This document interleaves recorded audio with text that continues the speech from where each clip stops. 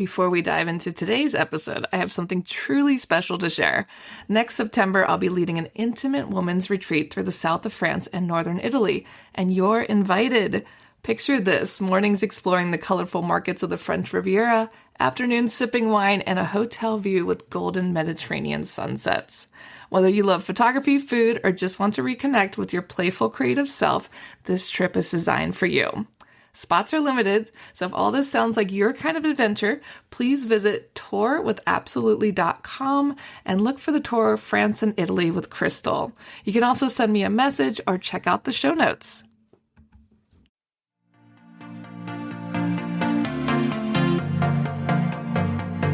Hey guys, my name's Crystal Kenny, and I'm in love with creating. All things artistic and imagination involved. I'm an American girl who chased her creative dreams all the way to Paris, France, making a living using photography. This podcast takes you inside the stories of all the artsy folks I've met along the way and gives you that extra push to discover your creative gifts. The desire to create is deeply inside each and every one of us, and I give you the tools and inspiration to find a new way of living a more creative life. This is La Vie Creative, the podcast.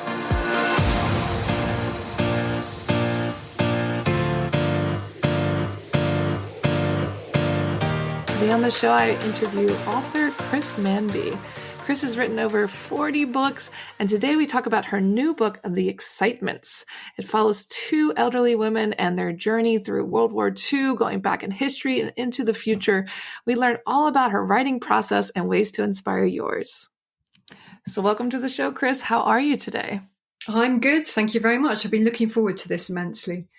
Me too. I am so happy you sent me a copy of your book and I got to just gobble it down, enjoy it. And I'm still just thinking about all the stories intertwined into the book, but we'll come back to that. I want to talk a little bit about where you're from and how you became a writer.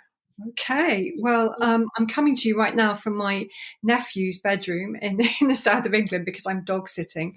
But where am I from? I'm from the west of England, from a place called Gloucester. But I mostly live in London now. Yeah.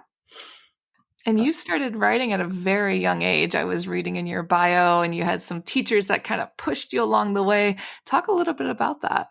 Yeah, I had a fantastic English teacher when I was at school who really, really encouraged me to write short stories. And I sent one off to a magazine called Just 17, which I think you had 17 mag in the States. I don't know what they have in France. And it got picked up. I was 14 when that story was published. And I think that early success really sort of set me on the path. I think if I'd had a knockback, I probably wouldn't have, been able to power through the rejections later on. But yeah, that's how it started. And so did you always know you wanted to be a writer? I mean, you started so young and, the right people pushed you along, because I know there's so many people out there that want to write a book, that are writing books, and they'll never even show them to the light of day because they're terrified. Talk a little bit about how you pushed through like those fears and just did it. Well, I didn't always want to be a writer is the thing. I wanted actually to be a sort of a visual artist, to sort of perhaps design clothes or something like that. But I came from the sort of background where art school wasn't really an option. So writing for me was sort of a secondary creative thing. Although I've grown to love it much more over time. But and I think perhaps the fact that it wasn't my first love helped me to get through the early rejections, because I wasn't so invested in it. Because I know some people sort of spend years and years and years writing their first novel, and then it's, it becomes extremely hard to let it out into the world. But I was very lucky to have started young, and I published my first novel as Chris Manby at a time when all the publishers were really looking for young female voices. And so I was very lucky with my timing. But yeah, because rejection is the biggest obstacle, I think, to making a creative life. And I'm very lucky that the circumstances were right for me to, break through early. Yeah. And now you've written over 40 books. So give us a little advice for first-time writers. Like, are there some top 3 things you recommend if you want to write a book? Or how did you get through these 40 books? Oh my goodness. Well, I've been doing it for a very long time now. So it sounds like a lot, but it really sort of probably boils down to 1.5 books a year. So all sorts of things. I mean, I think everybody's circumstances are different. And I was lucky when I was starting out that the stakes were very low because I didn't have the kind of obligations that many people have. You know, I didn't have a family. I didn't have a mortgage, anything like that. So I had none of that sort of weighing on me. I think one of the first obstacles people come up against is finding the time. And a great friend of mine, a writer called Jenny Colgan, came up with the idea of this, she called it the Coronation Street novel. Coronation Street is a British soap opera that goes out 3 times a week, half an hour at a time. She said, if you write every time Coronation Street's on, then you'll have a novel sort of, you know, within half a year. That's 1.5 hours a week that you can carve out for yourself. So my first piece of advice is try and carve out the time. The second piece of advice is finish the project. You know, these days it's very hard to sell a book on a couple of chapters. If you can get your book finished, then that puts you way ahead of the crowd. And the third one is to find some trusted readers, and that can be quite difficult because sometimes, you know, people that you think would make good readers really don't. You've got to sort of choose someone whose criticism you can take and who won't sort of criticize you for the sake of it. That kind of, you know, finding a trusted reader is hard, I think. Yeah, I can imagine. I know many of the writers I interview, they said they don't read their reviews. So is that true for you too? Are you brave enough to read your reviews of your books? I'm afraid I do read my reviews and then I wonder why I did. That's another good piece of advice is, you know, if you're reading your Amazon reviews, you can filter out the bad ones. You can just look at the 5 stars. That's a very smart move. Trusted friend reads for you. Yeah. And talk a little bit about your writing process. So do you know the ending of your book when you start? Do you jump around? How does it work? When I started out writing, I would just sort of usually come up with something like a really great sort of high concept idea, and then just start off on a wing and a prayer. But 40 books down the line, you know, you've sort of mined your own life quite extensively. So how do I start? The Excitements, which is my latest book, which I published as C.J. Ray, that came from another book that I was working on, which was a non-fiction book with 2 World War II veterans. And it came out of the conversations from that. And the title came to me during lockdown when I was talking to their manager, actually. And he said that, you know, this term they always use, Excitements. And I actually thought the Excitements would be a great title for a vampire novel. But it didn't become a vampire novel. So oh gosh, I'm waffling away. But how my creative process, it can start in all sorts of different ways. The Excitements started with a title, and it started with the 2 main characters, and then from there I had to sort of work out how to make that a compelling story because it weaves different timelines together. So that was quite a plotting challenge. I'm very much a plotter now, and I have a grid which is based on Hollywood sort of movie type beats, that kind of thing, and then I just do everything on Post-its, either on my kitchen table or on the wardrobe door, and then you just have to keep plugging away, 1,000 words a day. I love that. Yeah. And like you said, when you're doing all these different times and timelines, it's important to get you're a visual artist at your roots. So it's important to see that and kind of make sense of it all. It's like the overlap of creativity. Yes, absolutely. I find, you know, when you're holding different storylines in your head, you know, to have them represented in different colours makes it immediately clear where your book is top heavy, or, you know, where you've got too much emphasis on one thing and not another. It really helps with the balance and the pace, I find. And talk a little bit why you write under so many different pen names. I mean, multiple books are under different names. They are, yeah. So I started out writing as Carolyn Lane was my first short story. I published as Carolyn Lane. Then I used my own name for a while. No. Before I used my own name, I used Stephanie Ash, which was when I started out writing some erotica. Then I moved to Chris Manby. Then became Stella Knightley, or did I become Olivia Darling first? Anyway, but hundreds of different names, because the different names represent very different personalities of book. So the stuff that I write as Chrissy Manby is straightforward romantic, contemporary romantic comedy. The stuff I wrote as Olivia Darling was more like Jackie Collins style bonkbusters, and this CJ Ray is historical and comic still. And then the name I go by, when I introduce myself to people, is Chris, and that's the name I use when I'm writing nonfiction. So it is just a differentiator, and publishers prefer to sort of keep genres very separate, and it's easier if you're using a different author name. That's really smart, because like you said, certain readers are expecting certain things from a certain writer. So if you have different names, you can write whatever you want. Exactly. Yeah. That's really smart. And talk a little bit about this book, The Excitements. I know you briefly talked about it earlier, but you were actually interviewing 2 war veterans. Is that what you were saying when you came up with the idea? Well, absolutely. I've been commissioned to help them write their memoir. And their names were Pat and Jean Outram. And they were, at that time, I think Jean was 95 and Pat was 97. So while Pat in particular had a career as a journalist and a TV producer, she didn't want to write the whole book herself. She felt it would be a little bit too much hard work at that point. So I worked with them on their memoir, and just was sucked into their orbit, really, and they became great friends. Jean we lost last year, but Pat and I are still very good friends. I was out and about with her on Sunday.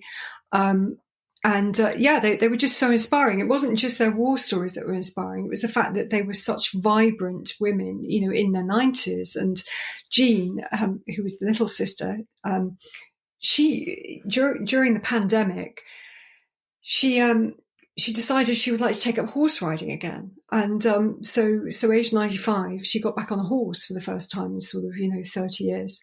And just that kind of energy and vibrancy.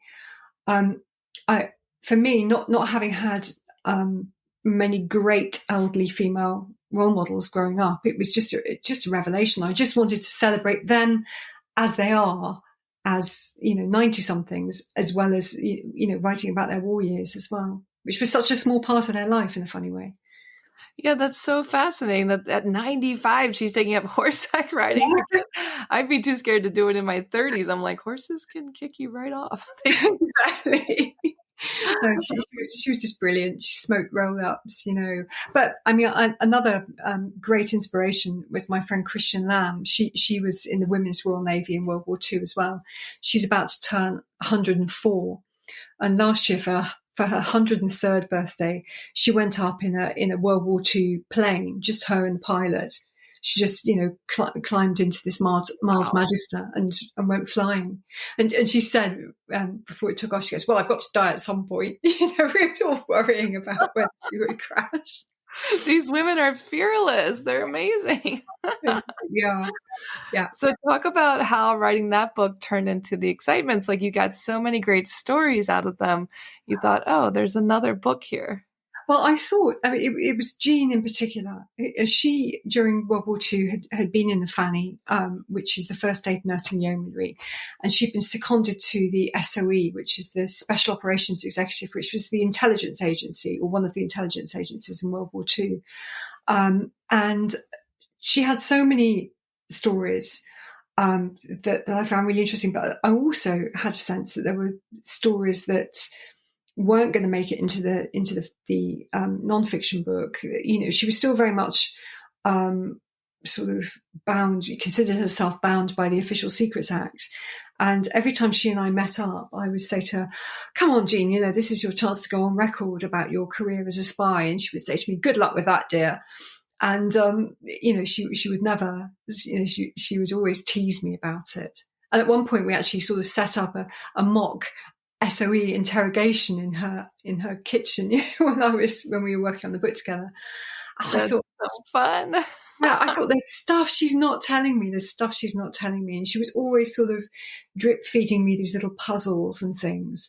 And I do think that I've solved the last puzzle she set me, which will actually sort of be unravelled in the next book, the sequel to The Excitements.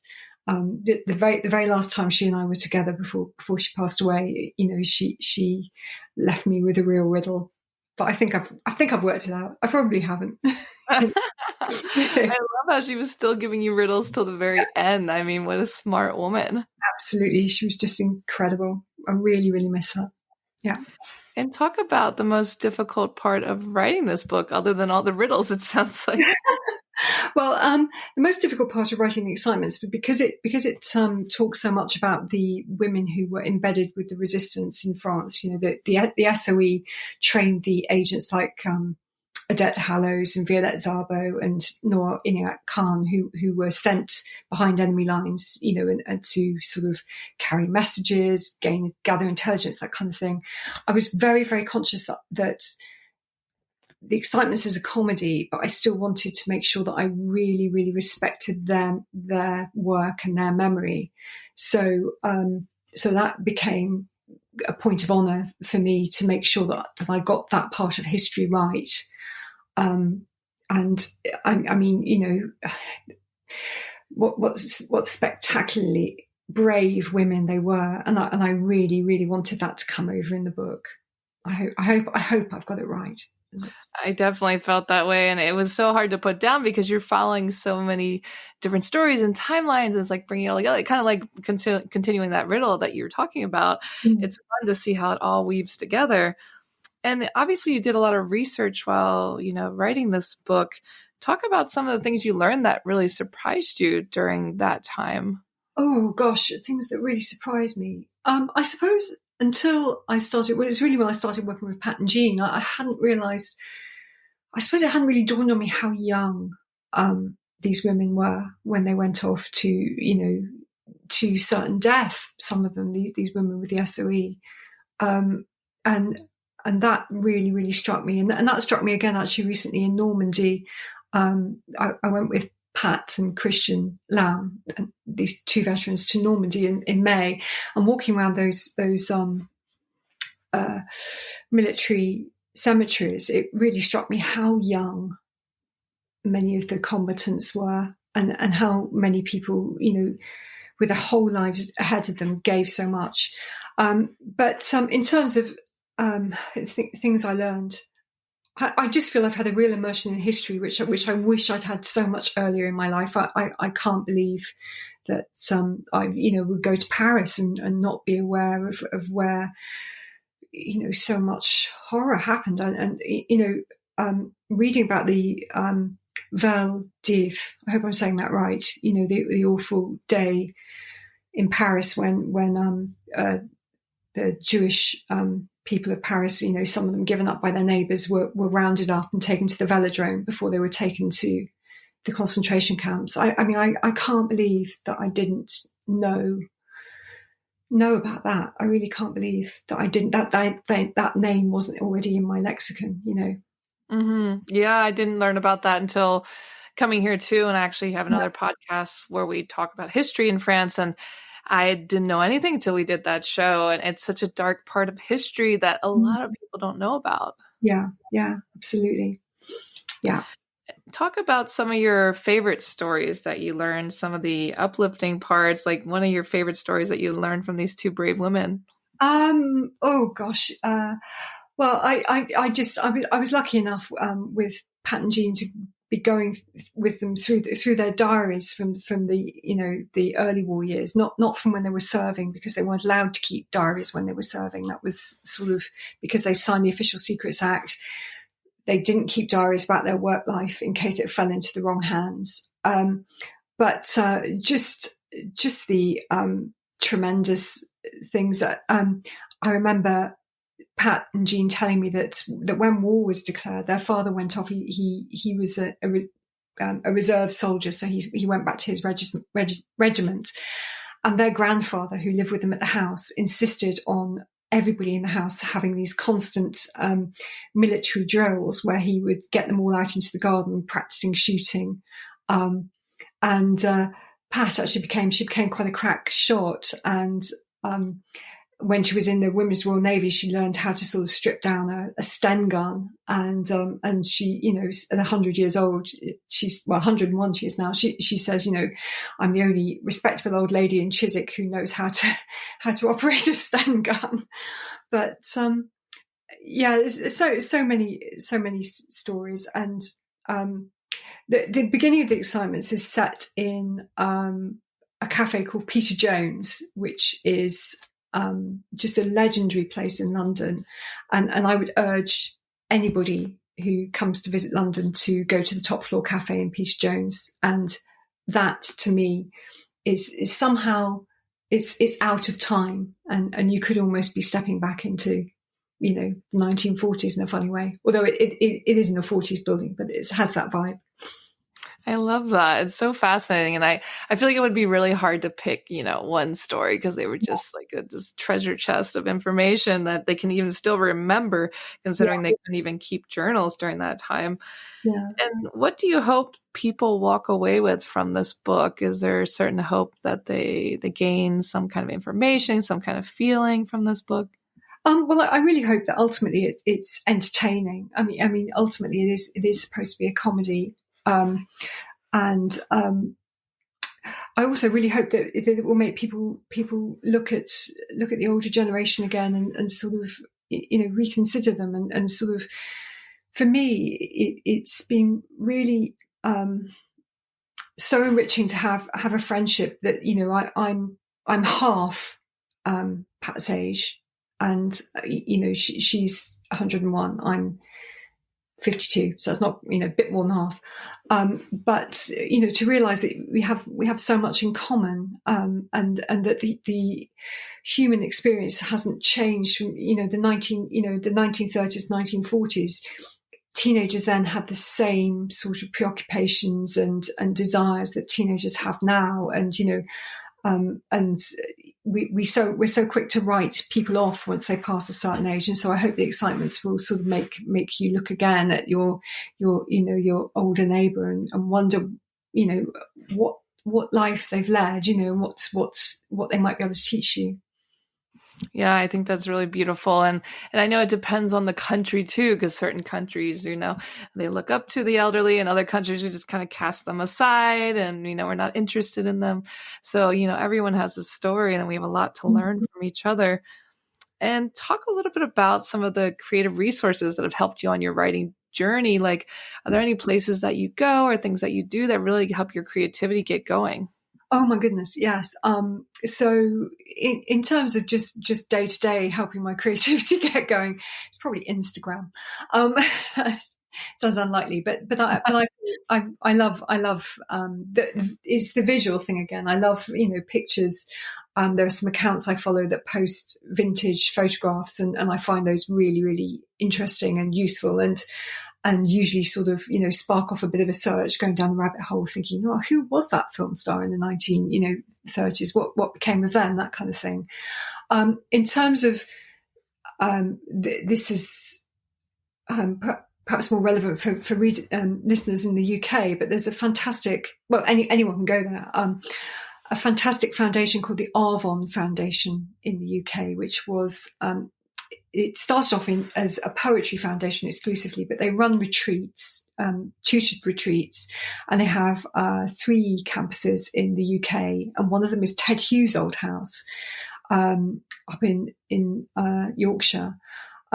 So they have. That's a really, if I've got the money and I've got the time, then I'd love to go on an Arvon course and sort of really examine the craft of writing with another writer, and then get some sort of time when you don't have to think about what to cook or anything. You can just write. That's really valuable. Yeah, it's all about having quiet and focus and kind of learning from someone else, like you said. And how would you define creativity in your own words? Creativity, I think creativity is something that's absolutely, the spark of human life, really. I think, I don't think there's a human being on earth who isn't creative. Even the people who don't imagine they're creative, who perhaps think, oh, well, I don't paint, or I don't write, I don't play music, I just like going shopping. But you think, well, actually, even going shopping is a creative act. If you're shopping for what you're wearing, getting dressed in the morning is a creative act. So I think I would define creativity as the spark, the element of the divine in the human. Yeah, the excitement, the curiosity, just bringing it all together. Yeah. And what's some advice you have for people who think they're not creative? I mean, like you just said, you think everyone is, I think everyone is, but some people don't believe it. So what advice would you give to those people looking for what they're creative at, what they enjoy? Well, I mean, it's to expand your horizons of what you consider to be a creative occupation, because, you might think, say, oh, I'm not creative, and then be just the most wonderful cook, setting meals before people that sort of fill all the senses, or, as we say, the most wonderful snappy dresser, or perhaps you can just tell a story, tell a great joke, that kind of thing. I think if people are interested in writing, I would just say, write as you speak. Don't imagine that you have to have any particular that there's a particular way to write, because quite often people who tell a fantastic story will sit down to write, and all of a sudden they go into a very sort of like stilted way of expressing themselves. You sort of, when you're just talking a story, you say, oh, I was walking down the road and this happened. And then all of a sudden when they're writing, it's like, I was proceeding along the highway. Do you know what I mean? Just don't imagine it has to be, what you learned at school. It can be something different, I think that's great advice. Mm-hmm. And what's the best advice you've ever been given in your creative life? The best advice I got fairly recently from Jean, who was, the 95-year-old on the horse. And after, in the 1960s, she became the career officer at Lancaster University. And it was a very new thing in the UK then. We didn't have careers departments. And so she travelled over to the States to see how they were doing it there. And she brought it back to the UK and set up this careers advisory centre. And she told me that she used to tell, she used to have students coming in saying, I'm doing this course, it's really not floating my boat, I want to do something else, but, I've come this far and everyone's going to be disappointed and I'll be a failure. And she said, don't think of failure. Failure doesn't exist. You're only deciding not to waste any more of your time. And I thought that was a really valuable thing, because time is such a precious commodity, and continuing to sort of bang on a door that's not opening, continuing to, in my case, write a book that's not working, it's only my time I'm wasting. Nobody ultimately, if people brand you a failure, that's their failure, not yours. Consider how you want to spend your time. Yeah, I think that's great advice. And for two women living so long, I think they'd know a little something about time. It definitely resonates with so many of us. And talk a little bit about future projects. There's another book coming out that's following up to this one, The Excitements. Tell us more. So the sequel to The Excitements, well, it's a sequel, but it's also standalone. It has some of the same characters, but the story is entirely, self-contained. It's called Bad Influence, and that comes out in January in the UK. Hopefully it will come out in France eventually. The Excitements comes out in France in French in September. But so Bad Influence is set between present-day Florence and World War II in the Far East. So it centers around a woman who was a child prisoner of war in Singapore. Yeah. Oh, wow. So I just put that one to bed. Yeah. Yeah. Exciting. Oh, wow. I love how it can stand alone or, be the follow-up as well. That's exciting for readers. Yeah. And where can people connect, learn more about your books, buy your books, and learn more about you? Okay, right. Well, a couple of places. I've got a couple of websites. I have a website for my Chrissy Manby books. So that's Chrissy, CHRISSIE manby.com.